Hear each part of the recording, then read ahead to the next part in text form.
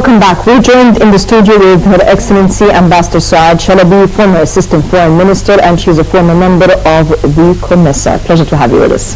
Thank you. Your Excellency, this year, maybe one of the main topics that will be under discussion in the summit is empowering African women. Why now?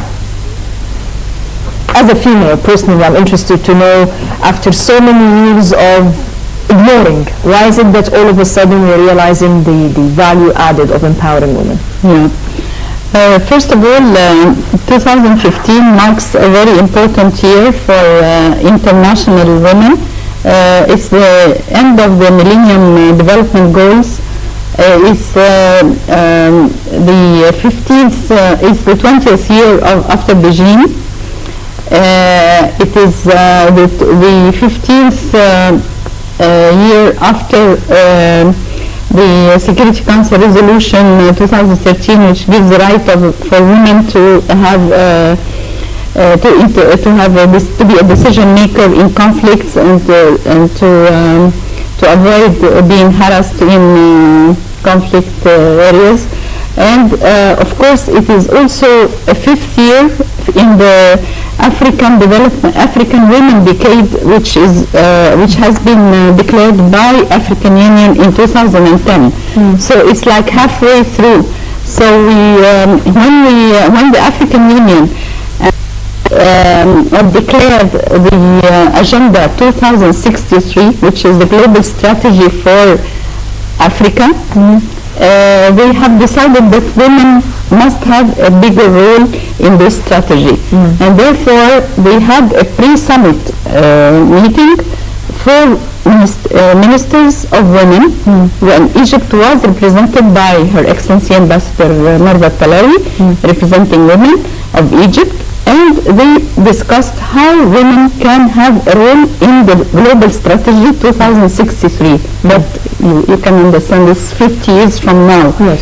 And we believe that women, or African women, should play a bigger role in this strategy. What's Egypt's contribution? We're talking about a society made up over 50% of our society are females, and maybe over the past few years we have proved to the world at large that maybe the Egyptian women are not as docile and meek and obedient as people tend to think Arab women are. We proved our participation in politics very aggressively.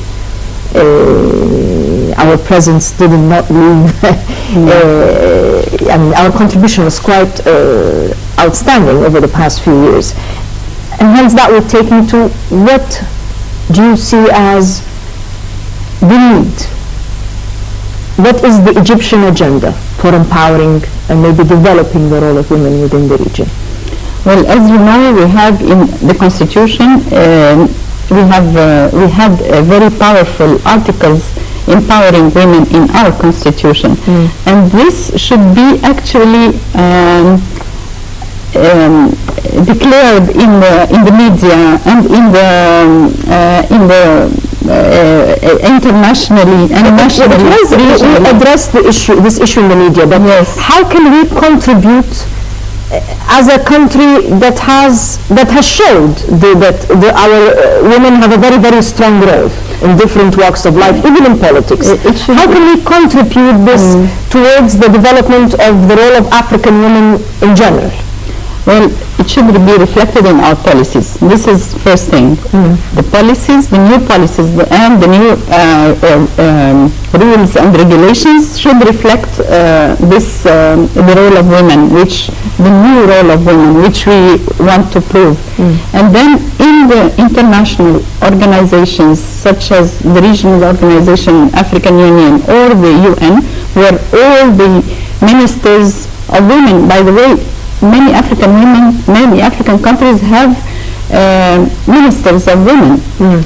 We have a council for women, that is the National Council for Women. So this National Council represents the women of Egypt, and it has to be represented in all the international conferences so that our voice could be heard. Okay. As We are 90 million, half of the 45 million, which is really a big, it has to have a big power in Africa. What are we presenting? We've had preparatory meetings before the AU summit. Are we proposing anything as Egypt? Well, first of all, we have a very big presence internationally, as in CSW, in the agenda, in the agenda for women, in COMESA, for instance, for women, in many international agencies. We as women of Egypt have a presence, and our international agenda. If you see all the women of Egypt who have contributed in the last 10, 20 years, whether it is like ministers or ambassadors or businesswomen, or even on the NGOs, that we have very powerful women NGOs. So this should be present in our image to Africa, and they learn from us, by the way, because they look up to Egypt as a leader country. Of course, when we disappeared last year, it was by really not meant to be.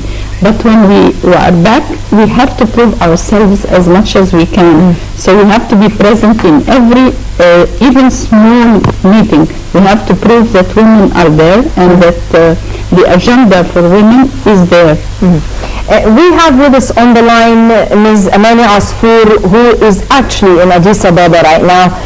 Ms. Asfour, can you hear us? Hello? Yes, can you hear us? Yes, I can hear you. Thank you. Can you tell us how are things progressing at your end? Hello? Yes, can you just give us an insight? How are things progressing at your end? Well, actually, I am just speaking to you now from the outside the conference hall. And as you all know, the Year of Women, the theme this year of the African Women Summit is the Year of Women Empowerment and Africa 2063 Development Agenda. The Africa 2063 Development Agenda is about the Africa we want is a prosperous, peaceful, intellectual, integrated Africa. On this Year of Women Empowerment, there will not be any African development except with investment in human resources, including women and youth. So around the South, there was a big conference for gender, for women empowerment, including economic empowerment, political empowerment, social empowerment.